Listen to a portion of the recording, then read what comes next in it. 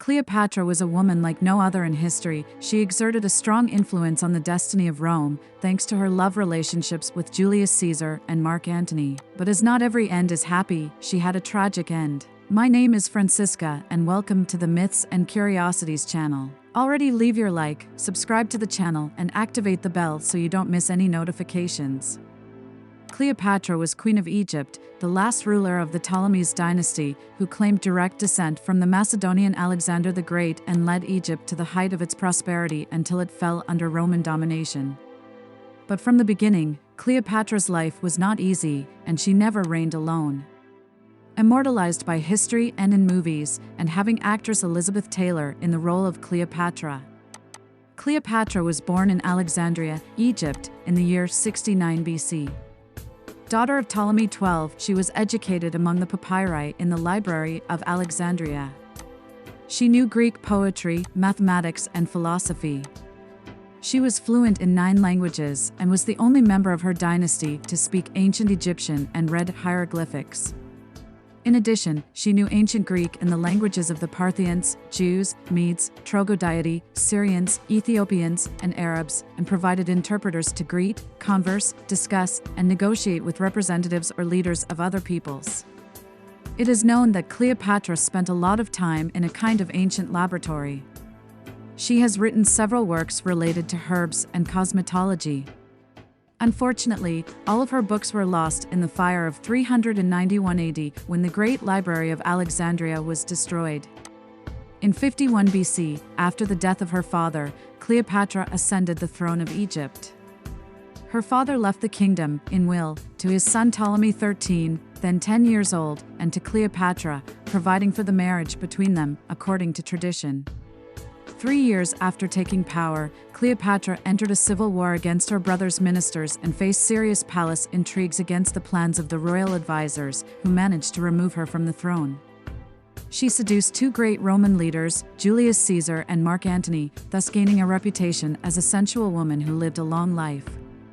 In fact, her only goal was to save Egypt's independence and her own power.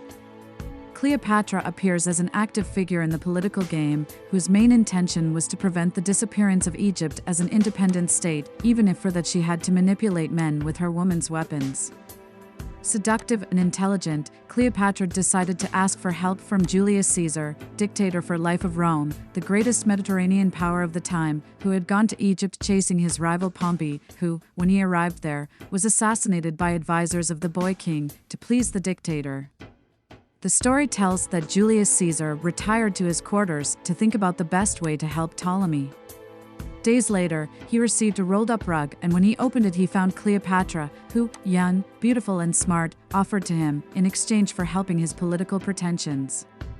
Julius Caesar got Ptolemy to agree to share the throne with Cleopatra. After the death of Ptolemy XIII in 47 BC, his sister Ursina was sent prisoner to Italy, and Caesar and Cleopatra could enjoy the victory in peace. Cleopatra became queen, but Egypt became a vassal of Rome. Cleopatra married her other brother, Ptolemy XIV, but lived in the company of Julius Caesar. For 5 months, Caesar cruised the Nile River in luxury ships in the company of Cleopatra. From her relationship with Julius Caesar was born Ptolemy V. Caesar, known as Caesarion, her first child. Ambitious, surrounded by luxury and a great strategist, among her projects Cleopatra included making the Eastern Empire of the Ptolemies, with its capital in Alexandria. But it was in her dealings with Rome, in need of Egypt's wealth to finance her military campaigns, that she expanded her power and built the image of a strong, decisive, independent woman who was able to transit with equality among men. With the assassination of Julius Caesar in 44 BC, Queen Cleopatra returned to Egypt, but did not end her plans. Even more ambitious, she then teamed up with Mark Antony, one of the members of the new triumvirate that would rule Rome, which needed financial and military resources from Egypt. During the period they were in Alexandria, they had a pair of twins, Cleopatra Selene and Alexander Elio. In exchange, Mark Antony returned to him some territories that had been conquered by the Roman Empire. Many battles ensued, but the worst of all was the Battle of Actium, lost by Cleopatra and Mark Antony even before it began. The Battle of Actium was a catastrophe for both Cleopatra and Mark Antony's hopes and dreams. The famous couple believed they were well prepared to fight with the army led by Octavian, but they were wrong. Roman forces for this battle included 250 galleys, 16,000 infantry, and 3,000 archers. On the other hand, Cleopatra and Antony would have 290 galleys, 50 transports, 20,000 infantry, and 2,000 archers. With these numbers, it is surprising at first that the forces of Cleopatra and Antony lost the battle. Plutarch, the historian, wrote that the army of the famous couple was even larger. He claimed that his army was no less than 500 ships, 100,000 legionnaires and armed infantry, and 12,000 strong knights. They were also supported by allies including Bocchus of Liberia, Tarquindemus of Upper Cilicia, Philadelphos of Paphlagonia, Sadalas of Thrace, Mithridates of Commagene, and Archelaus of Cappadocia.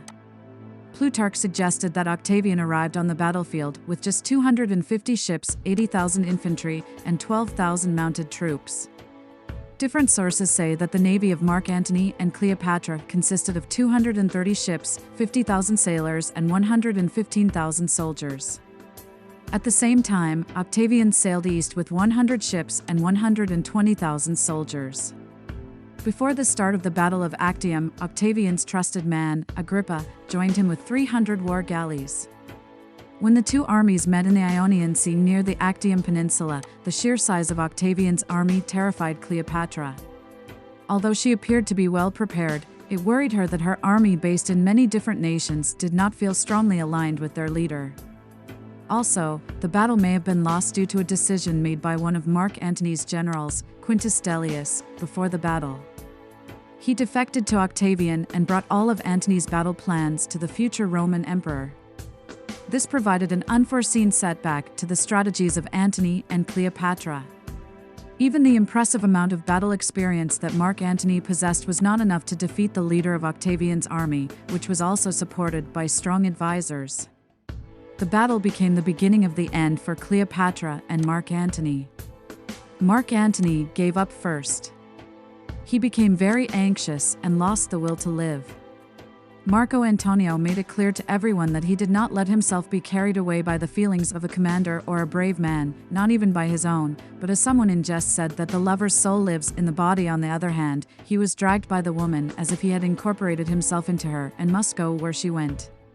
For as soon as he saw her ship depart, he forgot all else, betrayed and fled from those who fought and died for his sake, entered a galley of 5 oars, where Alexis the Serious and Celius were his only companions, and ran after the woman, who had already ruined him and would make his ruin all the more complete.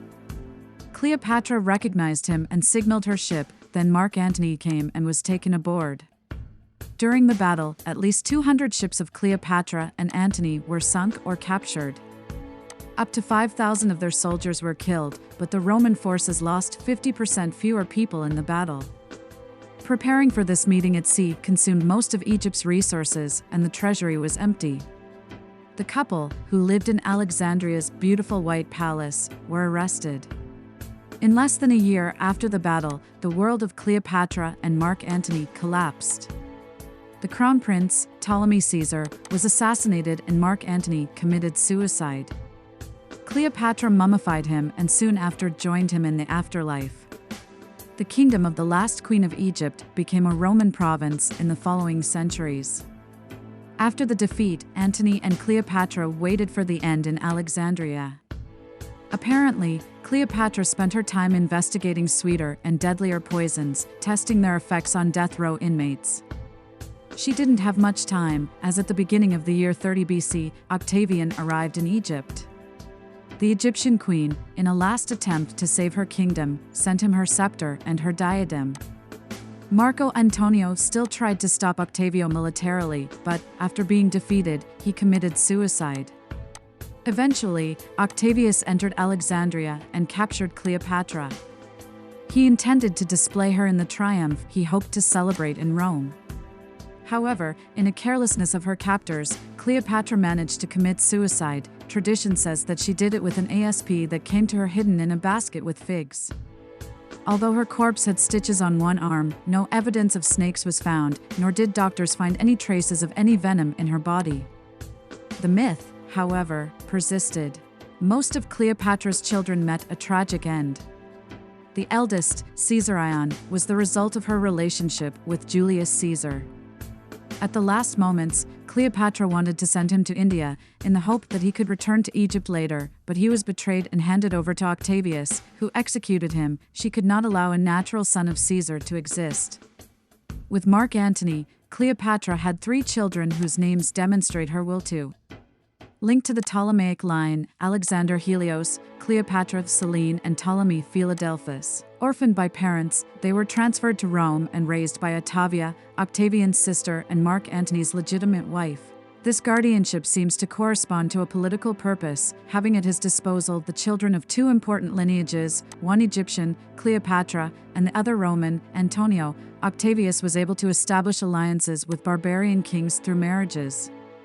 When Cleopatra died in 30 BC, she left her greatest legacy in the intellect of her daughter, Cleopatra Selene. This young woman was well prepared for her future life. Her mother gave her lessons and training, which gave her a strong position in Octavian August's heart. He took care to arrange a good marriage for her, so she became a wife to perhaps the greatest intellectuals among the crown princes of the Mediterranean in the 1st century BC. She married the future King Juba II of Mauritania, who allowed his wife to cultivate the memory of her great mother. Cleopatra VII's wisdom was forgotten for centuries. However, it seems logical that if she hadn't been well educated, she would have been killed by the Romans. In a world full of powerful people who wanted her dead, Cleopatra managed to outsmart them all. Finally, the last queen of Egypt in Alexandria was defeated. On September 2, 31 BC, Octavian Augustus ended the story of a civilization that had existed for at least 4,000 years. After Cleopatra's death, Egypt became a province of the Roman Empire, marking the end of the penultimate Hellenistic state and the era that had lasted since the reign of Alexander the Great. I hope you enjoyed it, and let me know in the comments what you thought of the story of this video and what you would like to see here on the channel. And if you haven't subscribed yet, take the opportunity now to subscribe to the channel and activate the bell. See you in the next video.